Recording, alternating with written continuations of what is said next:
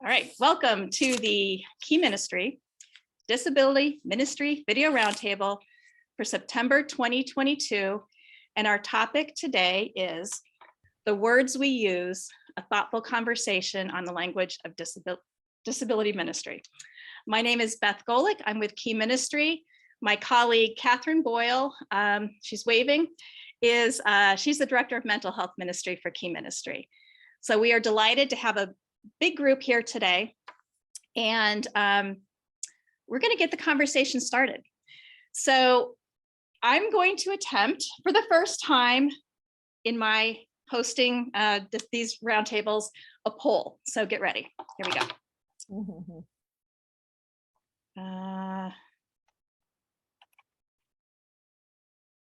Okay, so there should be a poll on your screen. What brings you to today's Disability Ministry Video Roundtable? And just choose the one that best answers for you. So you want to learn more about the language of disability ministry. You have information to share about the language of disability ministry, or hey, it's the third Wednesday of the month. Where else would I be? All right. So I'm going to, oh, we're still going here. All right, I'm going to end the poll. So hopefully on your screens, you are seeing our answers. So the majority of you you're here to learn. And that doesn't mean you can't be part of the conversation, but you're here to listen, to engage. So welcome. We have a few that are here to share some information. So again, welcome. And hey, for my regulars, I'm glad to see you here today too. All right, does everybody see that on their screen? No. No, okay. Like I said, it's my first time with the poll. Now do you see it? Yeah. All right, so 78% here to learn, 7% here to share, and 15%, where else would you be? All right. Oh, did it just launch another poll?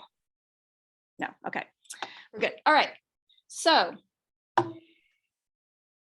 before we start our conversation today, I want to make sure that we are gospel-centered in the focus of our conversation today. So we are here because we are disability ministry leaders. We are ministry leaders. Some of us are in parachurch organizations. Some of us work in churches. Some are staff, some are volunteers. And so no matter your role, you are here because you believe that we are to make disciples who make disciples. And so I want to keep that framework in mind. Okay, so we're talking specifically, how can we, how are we engaging with the disability community inside our churches as well as outside the walls of our churches? Okay, so would anybody like to make a comment before we start, or do you want me to get the conversation started? So you can raise your hand if you want to start, if there's something that you feel like you need to say right away. Okay, Angie has her hand up. I was only going to say, I'm so glad you gave us that frame of reference. Since we have an hour, you know, it's important to recognize today's not the day, that we're talking about it from the perspective of a generic disability advocate, right? And those other sort of important conversations we could have. Yes, but I'm so glad you did the groundwork. Yeah. Thank you. Yes, and so thank you for saying that. That is what this conversation is, and the reason we're having, I think probably lots of us have been struggling with this or wondering about it or whatever. This is a question that we get asked at Key Ministry all the time. You know, what can I call my ministry? Or, you know, will this term help us reach people? So yes, so we're doing this in a gospel-centered framework. Thank you. Any other comments or questions before we get started? And Catherine, you'll help me look for hands, right? Okay, because now we're on two screens, so. Okay, so I'm going to launch one more poll. And before I do this, I want you to think about your ministry context. So whoever you're here representing today, you know, whether it's the church you attend, you know, staff, volunteer, whatever, parachurch organization. I want you to think about the words that are used in the context of your ministry. Okay, so this is not your personal, this is like in the context of your ministry. In the naming of programs, on your website, on signage, in communications, in maybe job or volunteer titles. So all the different things, okay? Let's see if I can launch my second poll. Okay, here we go. Oh, here we go. Okay.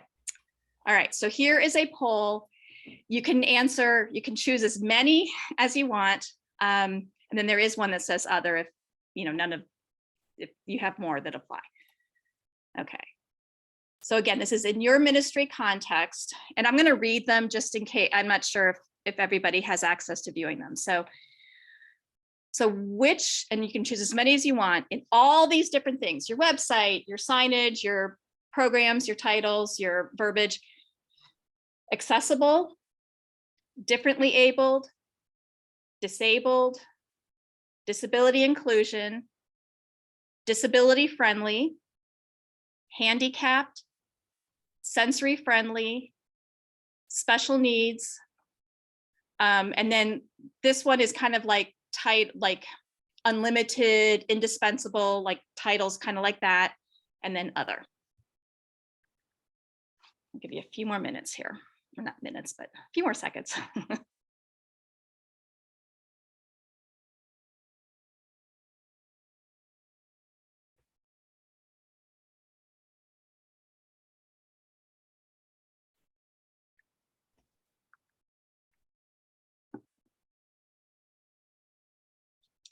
Okay.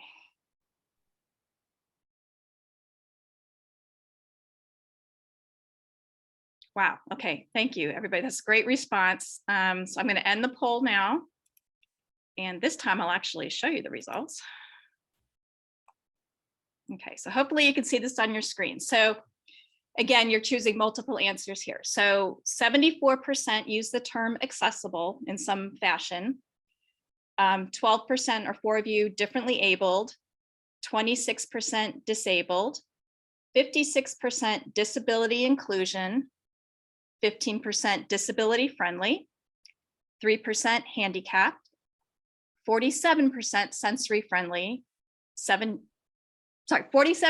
sensory friendly, 74% special needs, 15% unlimited, indispensable, and 29% said other. So I'm hoping you'll share some of those. Okay, and all right, thank you. Can you put that back up for a second? Can you make it come back? I don't know if I can. Let me see. Okay, that's all right. Don't hurt yourself over it. I'm already Yeah, impressed you're doing the polls and showing us them. They're great. Here we go. There, is it back up on your screen? Okay.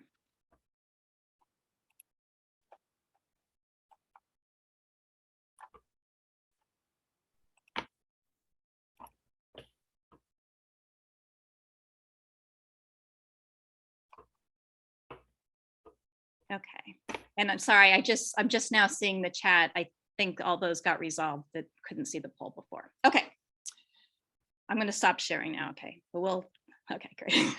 Okay, close that. All right. Okay, so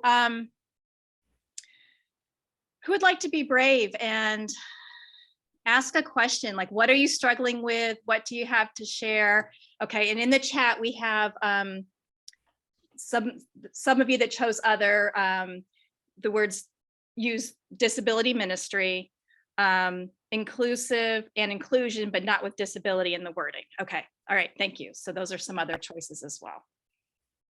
All right. Yes, let's see. Heather, how are you? Hi. Okay, so what we have always used forever and ever was special needs ministry. And I'll tell you a quick backstory.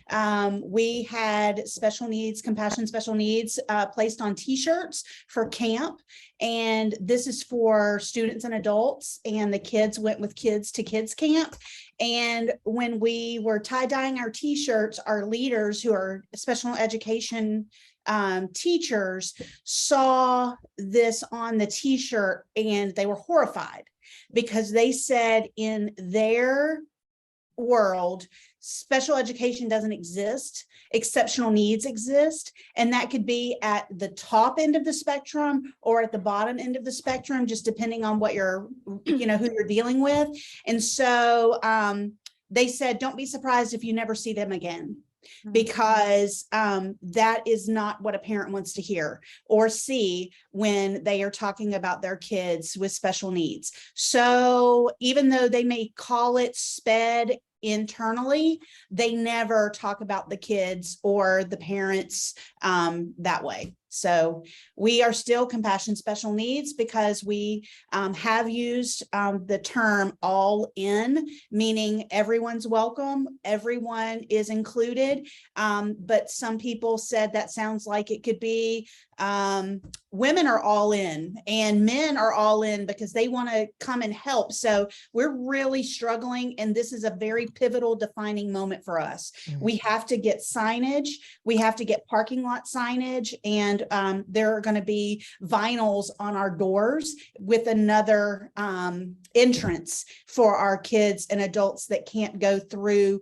the worship center entrances. So this is at a perfect time, but it's something that we're struggling with constantly. All right. Thank you for sharing, Heather. Thank you. Real quick, I want to go back to our poll, and just so I don't lose that thread. Other terms that some churches or parachurch organizations are using are adaptive and neurotypical. All right. Okay, next I'm calling on Melissa. And then, then I'll call on Angie, and then, hello guys up there. Okay, yeah, go ahead. So thanks for calling on me.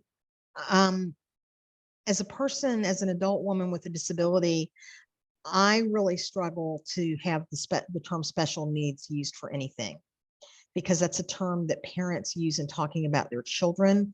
So what I would love to hear from y'all is, are your only ministries to children, or do you have adult ministries?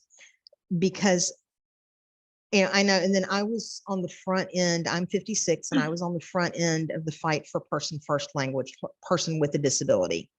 And then you have disabled person. And I just, I have the same needs as everybody else. I need to get in the building. I need to use the bathroom. I need to have community, those things. And that's what I hear when talking to other adults.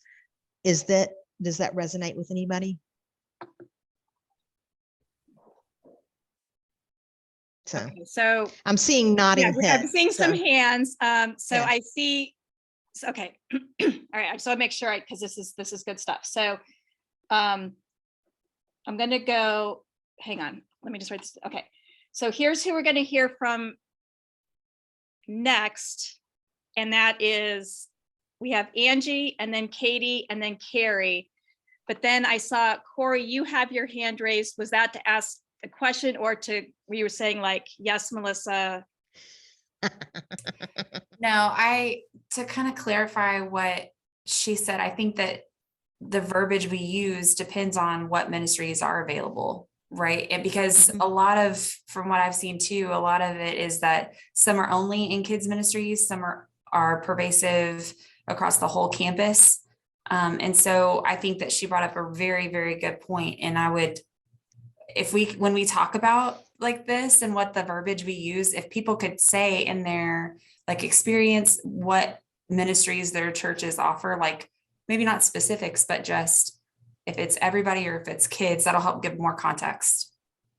Okay, great. Thank you. That's a good point. And I would like to follow up by saying that I just personally would love to see the term special needs go away. Okay, so we're going to talk we'll talk specifically at some about point. term, because I think that's like a hot button term. So I'm sorry.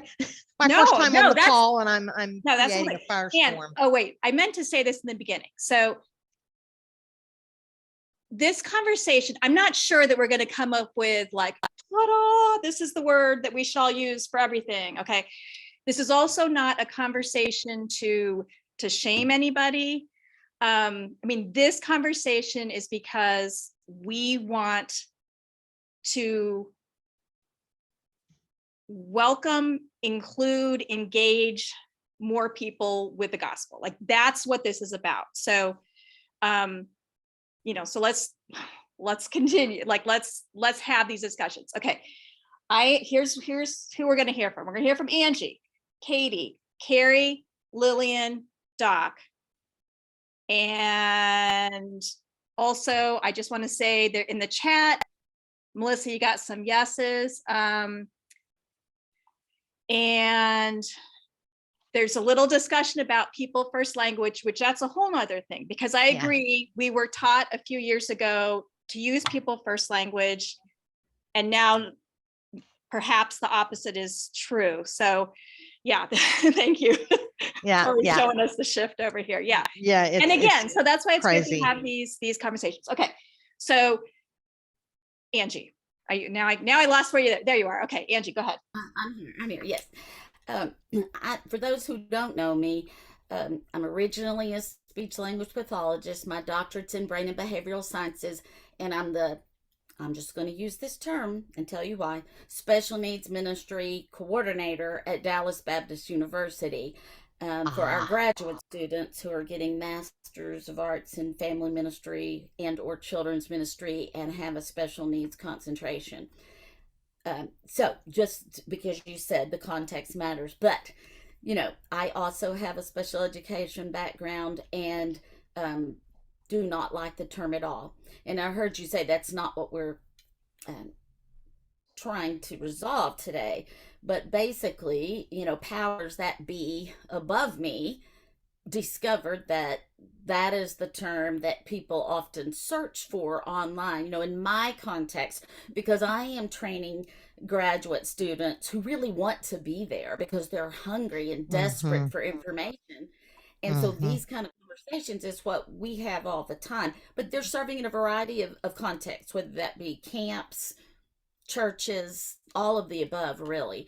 And so that is what has happened to me personally, is that language, apparently statistical analysis shows that is the language people are most likely to search for when they're looking for training, because we also have an advanced certificate, you know, that's not a master's degree. So sometimes people are just hungry for anything, and that's what they search for. So that's kind of what we run into. But then within the course, we stick to some of these other terms. And that's a nuance that I think we can all appreciate, that there are certain terms that people are literally searching on, like literally putting into Google search church special needs.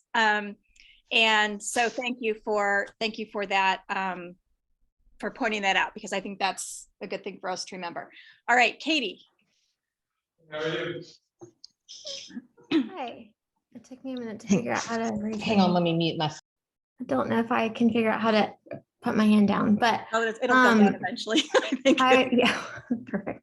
Oh, there we go. So I don't want to like sound cliche, but this was something my husband had said to me a while ago, who's a pastor who prior to me marrying him and us adopting kiddos with disabilities, he had no background, no context of disability at all. Didn't really rub shoulders with people with disabilities, or at least so he thought. And at a conference, he asked me, why do people use the term special needs? Because like technically my husband's legally blind. He can see fine with corrective glasses, but without them, he would have a very hard time functioning in life. Like he couldn't drive, he wouldn't be able to do his work without assistive tech or an aid or something. And he was saying how his vision for him is not viewed as a disability, but it's technically a special need. So does that lump him in with this people group and whatnot? And so again, not to sound cliche, but really like all humans have some sort of special need. I think it was Melissa, if I'm wrong, sorry. But someone who had said about being an adult. I see a lot of people that I work with that the term special needs is degrading to an adult. And again, I heard you Beth say, like, we're not going to find the perfect verbiage, you know, from the Lord, and this is what we're going to all start using from now on. But I try to stay away from the term special needs, even though when I say that, it does automatically, people know, oh, you're talking about this. But it also kind of narrows that pull down to kiddos. And something that I'm trying hard to do in my work, I feel like I don't like that disability has become like the new hot topic in church, because I feel like obviously as a church, we should have been doing this for a long time and we've been getting it wrong. But kids kind of put disability on the map at church. And one, that's because of the prevalence of disabilities, but two, you know, and I talk about this lots of times, having a 14-year-old African-American son with disabilities looks a whole lot different now that he's a teen and has acne than when it did when he was 7 and small and petite and cute. And so, yeah, I'm just very cautious to use the term special needs because my son who's 14 or the adult that has a disability, we want them to be included and looked at in the image of God, just like, you know, the cute 4-year-old that has Down syndrome. The other thing I wanted to say, and I wrote it down because I have a horrible memory, is that, yeah, I think you said this, Beth, but like I remember during my undergrad, I was docked points if I didn't use person first. Like it was like you were humiliated in front of the class, like how dare you not use person first. Whereas now the newer thing is to not use person first, because lots of people that have disabilities, you know, so much of their identity is rooted in their disability, and they're going to say like, no, I do have autism. Whereas I know people who have parents of adult children who are the complete opposite. They say, no, to me, that's degrading to not use person first because my son is a person and has autism, not the other way around. So for me, I just always use the textbook terms, such as disability inclusive and having disabilities, because I feel like you can't really go wrong there. The other thing that I do to try to like help educate others is that like a phrase that I try not to use is actually disability ministry in itself. And it's it's such a back and forth for me because again, disability ministry, if you say that in the context of a church, everybody's like, oh yeah, ministry to individuals with disabilities. But what we don't want disability ministry to become is that other like niche little, very small group, because disability impacts everybody regardless age, gender, you know, wealth, color, anything. And it's not like women's ministry where only the women come to this event on Thursday nights and, you know, it's a exclusive.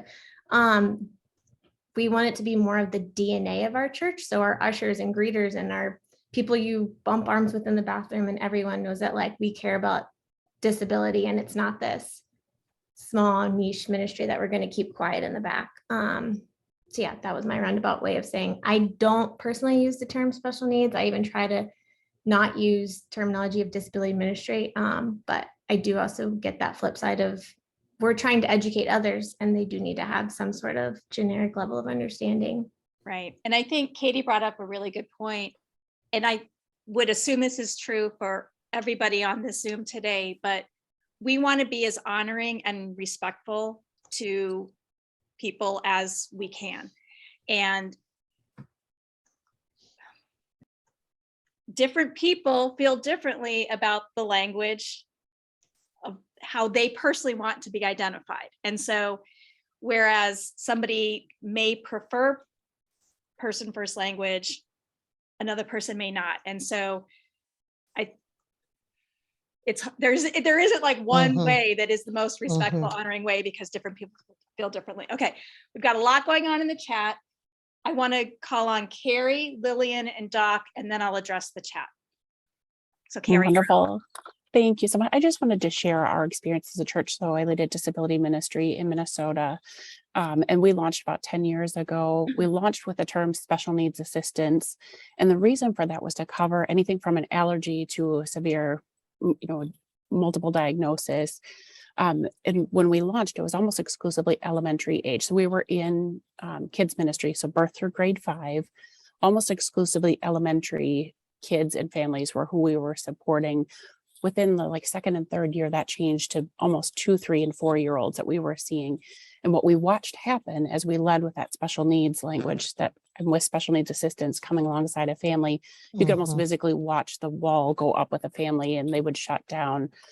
So we just had to take some time and evaluate the language that we were using. So even in kids, we were watching that we just couldn't get through to a family or have that conversation. So we changed the language of our ministry to kids care within birth through grade 5. And now we support our students with disabilities, grades 6 through 12, and that's student care. I realize that takes a little bit more explanation, but the whole heart behind that is to be relational and offer that connection and get to know the families first before any sort of identifier. So we do use some special needs language internally, but I do coach our teams externally to be using disability. So our goal is to provide the right support so that kids and students with disabilities and additional needs can get to church and know Jesus. So again, that was more born out of what we were watching happen. Not that has to be for every other church, but just something that happened for us. And just a way for us to intentionally lean into those conversations and relationships with the family, which is so much more important. Or even when we're looking at language of calling that kid or that student or that adult by name and learning their gifts and their strengths, and that they're uniquely made in the image of God and not their diagnosis. So we tend to not use person first language or other language. It's getting to know who that kid is, who that student is, who that adult is, and what are their gifts and their strengths as we come alongside them. So just wanted to share our experiences. We've been on this journey for 10 years. So Thank you. I love that. Yeah. Thank you. All right. Thank you for sharing, Carrie. And let's see, Lillian, you're up next. I can't find you anymore. There you are. Hello, Lillian. Hi, thank you. So I lead a disability ministry at my church here in the Tri-Valley in California.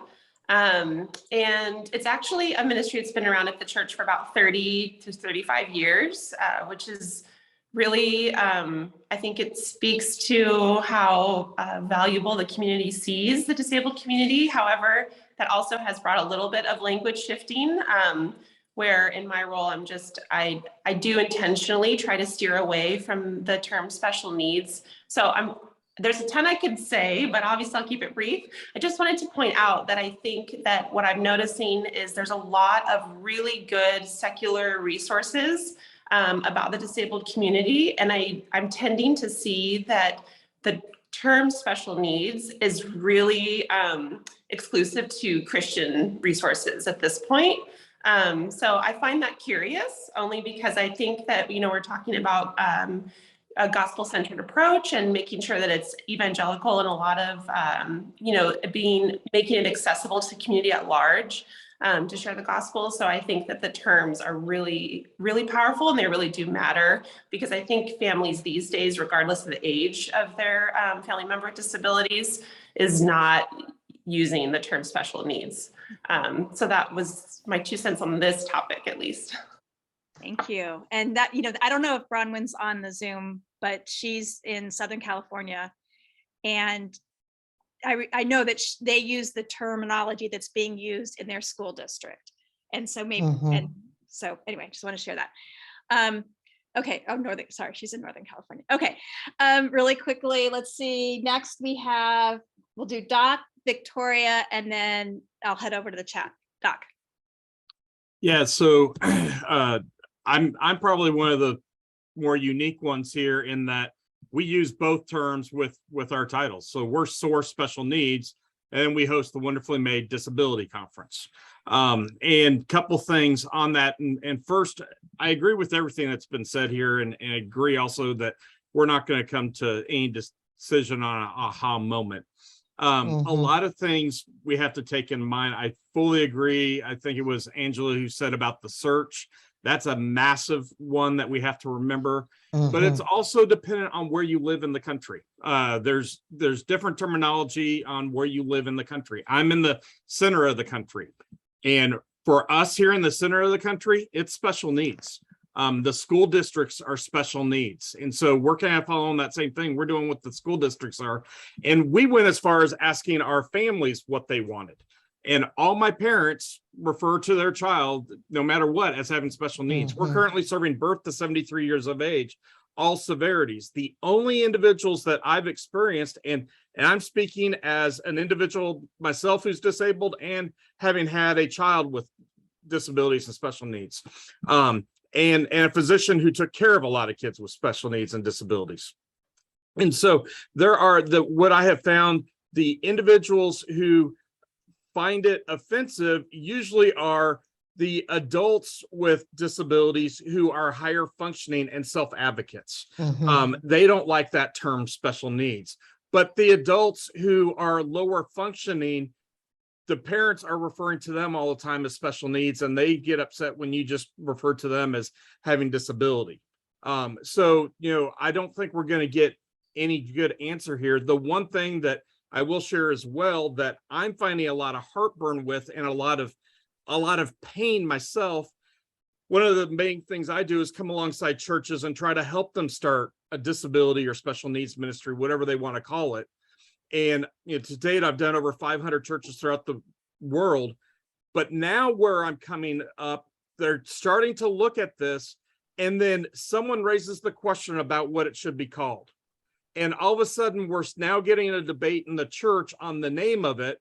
And so they then pull the ripcord and say, well, instead of doing it, we don't want to hurt anyone's feelings. We're not going to do a disability ministry or a special needs ministry because we don't want to hurt anyone's feeling. And so now we're allowing the term to completely alienate the church from doing this biblical mandate of welcoming individuals with disabilities into the church and their families. And I think that's the biggest travesty that we're seeing in it. And a lot of people are very vocal with it. We need to learn how to welcome whatever the term is and realize that, and like in my case, we're serving over 1,000 families. And when I'm telling you, we asked them what they said, I'm talking 80+% said my child has special needs, and that's all ages. And so we're talking just a small percent. But it very much depends on where you are in the country. So those are just things I would say. And then I agree with what you were saying about Bronwyn. Go on with what your school districts are. Our school districts are special ed. They're they have kids with special needs, and so we're following that process. It really just depends on where you're at. I think it's different on each coast, and in the center of the country, it's a very different story. Yep. And as Catherine said in the chat, soda, pop, Coke, Pepsi. It's a regional thing. All right. Thank you, Doc. Let's head over to Victoria. Thank you. And thank you for bravely holding this conversation. Can I just say that?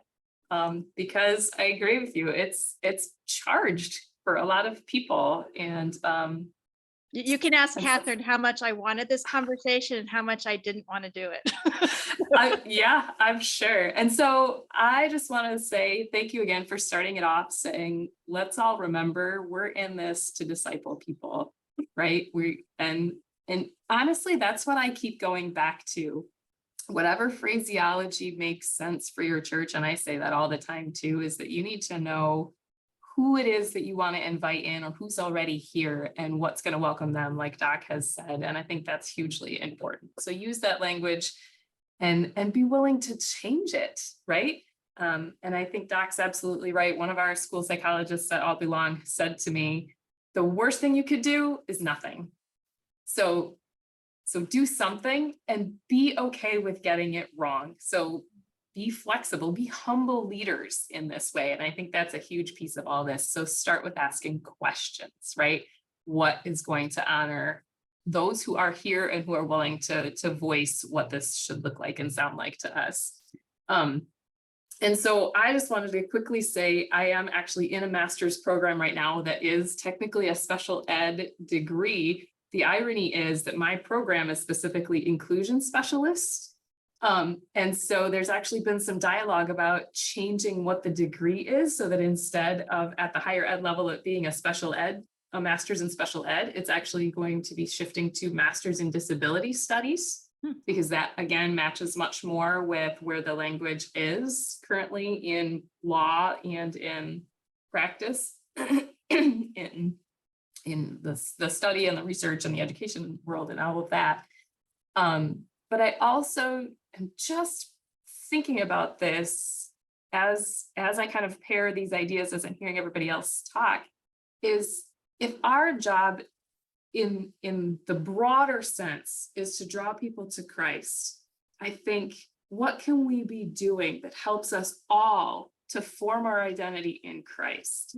Not that we need to fight against anybody's preference of language for how they want to talk about their own life experience with any kind of disability, but to say our first goal is for each one of us to be rooted in our identity and who we are in Christ, and that all of our other language decisions come out of that.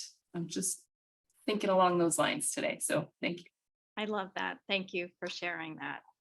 And you said it way better than than I was trying to. So I love it. Thank you.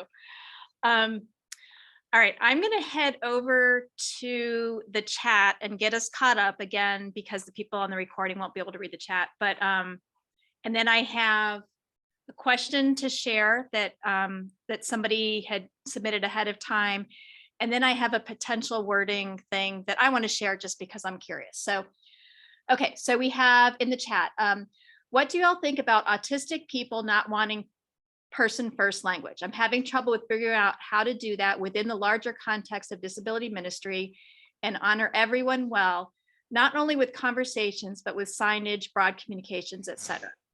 Okay, so does anybody have any opinions on that? And I do want to point out, like, this is such a great question, because it's not only in how we're taught. I love, okay, when we were talking earlier about like, it's like Carrie, thank you, the relational thing. And we, 100%, that's what we need to be doing, right? But at some point, you do need to sometimes call something and have a sign that says something, or somehow describe whatever. So how can we do that with honoring everybody? Does anybody have any? We kind of covered this a little bit, but does anybody have anything else to add about how you can honor person first language? I have a thought. Yeah, Melissa. Well, one of the things that I would say is listen to what people call themselves. And it's kind of like you wouldn't correct someone. Okay, here's an example. My last name is Ortiz, and a lot of people think that's Ortiz, but it's actually Ortiz. And I did it's not always know that. yeah, no, it's just that's how my father-in-law taught me to pronounce it. And so he's Cuban by extraction. And so there's all these differences, and it's hilarious because you wouldn't believe how many people take it upon themselves to inform me how I need to pronounce my last name. So I think that might be a great guideline for churches. Now, me from a policy background, it's a little different, but speaking from a church thing, and this is something I get asked in church settings all the time, is how do we do it? I said, listen to what they say about themselves. If they call themselves someone who's autistic, say they are autistic. And I want to echo what Doc said. It is absolutely parents who tend to stick to the special needs, and the adult advocates, the young adult and adult advocates who talk about person first and that sort of thing. And I think that just if we can listen to how people refer to themselves and honor it that way, I think that that's a great way to do it. Right, good, thank you. So, let's see. Okay, we have another in the chat. I've heard a lot of people with disabilities and their family members express a preference for, this is kind of the same thing, for person first language. On the other hand, I have heard just as many families express strong feeling against person first language. Okay, so same question. So clearly this is something we're all dealing with. Barb, go ahead.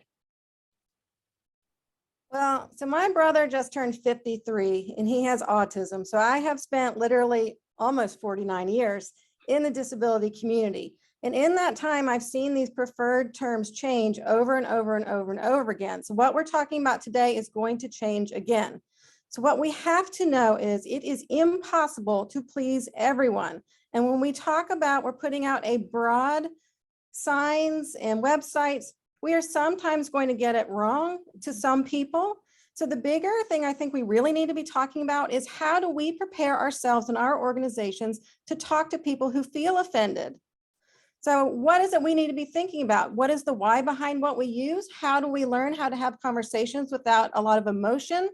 How do we do that? Because to say what term are we going to use that no one's going to get upset about and will be around forever is impossible. Right. That's my 2 cents.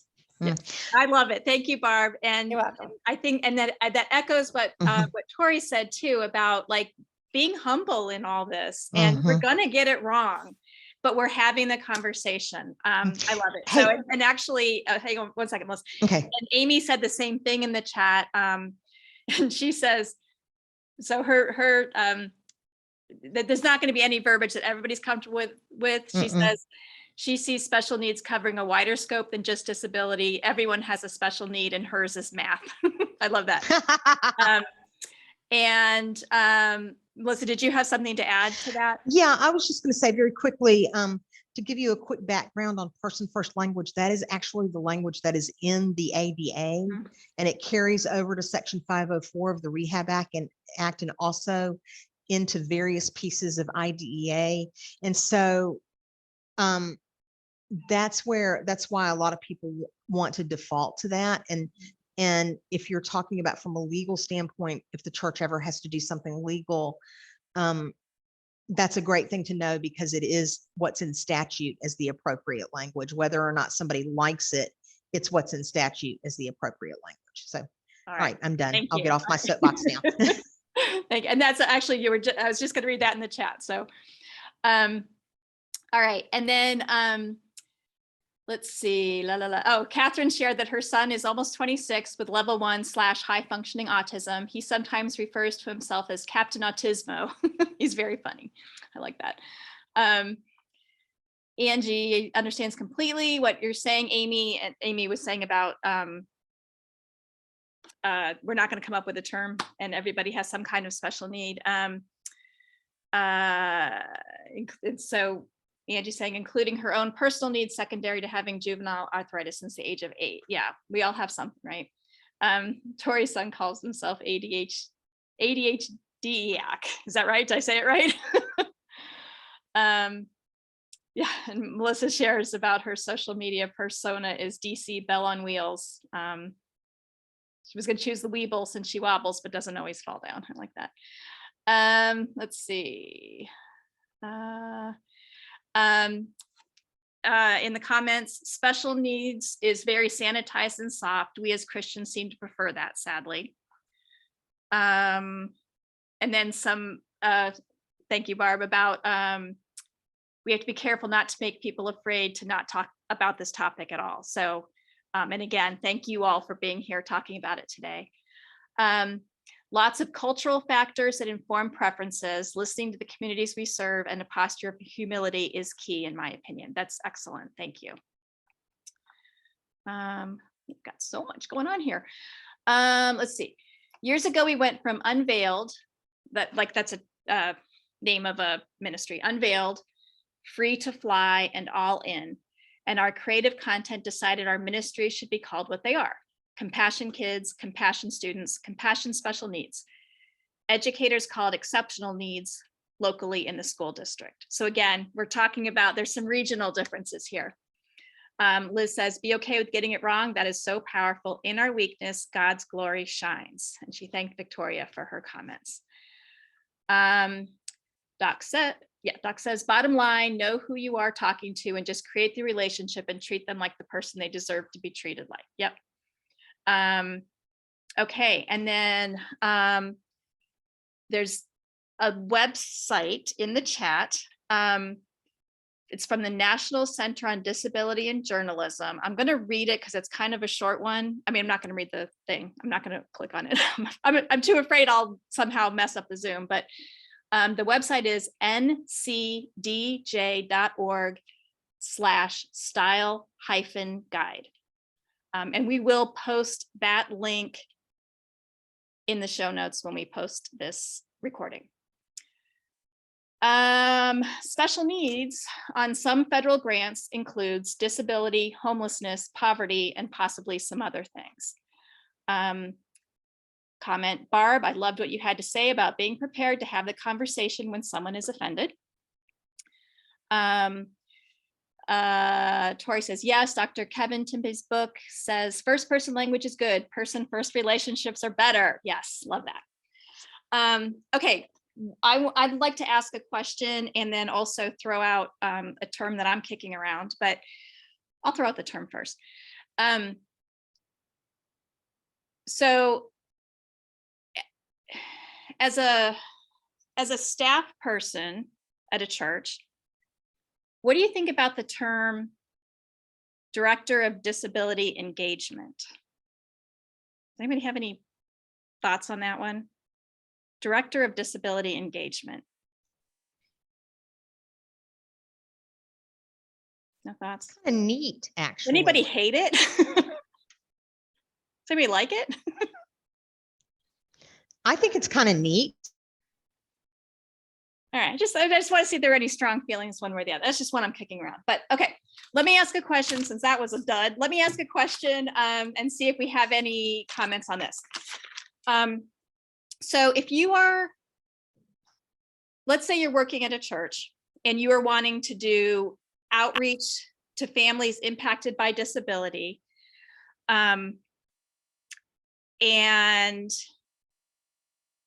or you have families who identify as special needs families, what are other terms that you, if we're, let's say you're wanting to not use the term special needs, but you want to, like, you're trying to engage to reach out to a group who's identifying as like a special needs parent, let's say, or what's another term you could use?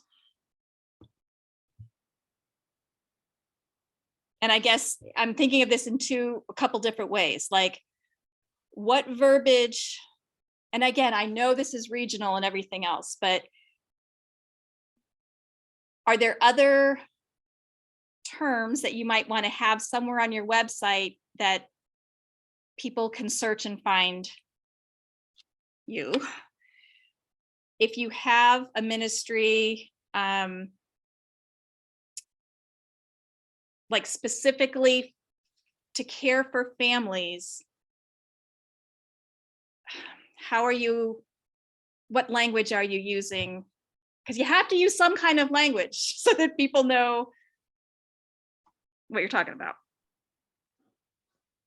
It's hard, right? Yes, Barb, thank you. Okay, so I'm not an expert on this, but as it happens, I have had several meetings recently about SEO, which is search engine optimization for my Right. husband's company, actually leaving this meeting to go to a meeting about that.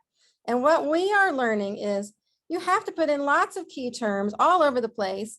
And so this is a big part of this conversation here, is that the people who are deciding what terms we are the best for this community are different than the people we're trying to reach.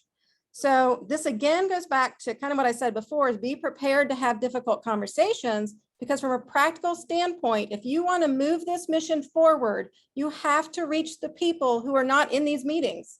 So you have to put in some of the things that maybe you want to phase out, because that's what people are searching for. So I just think that's something to keep in mind. I don't have a magic term, but I think you probably need to include lots of different terms in your website for that SEO.